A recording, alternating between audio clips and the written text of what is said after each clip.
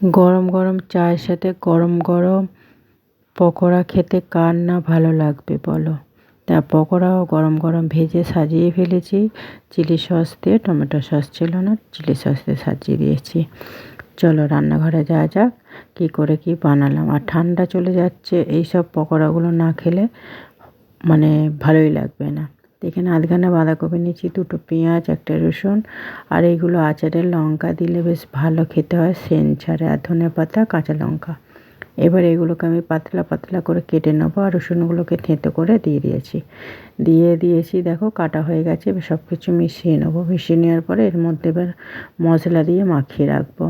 মশলা কী লাগবে, লঙ্কা গুঁড়ো, হলুদ গুঁড়ো, গরম মশলা, জিরে গুঁড়ো, আর লঙ্কাকে একটু ভেজে গুঁড়িয়ে নিয়েছিলাম, আর নুন আর চিনি দিয়ে ভালো করে মাখিয়ে নিয়েছি। মাখানোর পরে এই দেখো জল কাটছে, একটু রেখে দেবো, নরম হয়ে যাবে যাতে সবজিগুলো। এবার এখানে বেসন আছে, চাল গুঁড়ি আছে, আর কর্নফ্লাওয়ার আছে, দিয়ে ভালো করে মাখিয়ে নেবো। জল দেবো না, জল লাগলে দেবো, নাহলে দেবো না। এবার আমি একটু চাপা দিয়ে রেখে দিয়েছিলাম। দেখো এবার এগুলো সব মিশে গেছে, নরম হয়ে গেছে আরোই।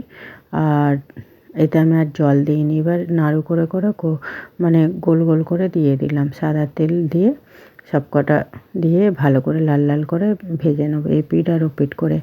আর জল কেন দিতে বারণ করছি বলো তো, খেতে খুব একটা ভালো হবে না জল দিলে, আর সেই জন্য। এবার চালের গুঁড়িটা দিয়েছি, মচমচে হবে, কুড়কুড়ে খেতে হবে। আর কর্নফ্লাওয়ারটা দেওয়া কেন, যাতে এটাকে ধরে রাখে, ভেঙে না যায়, সেই জন্য দেওয়া।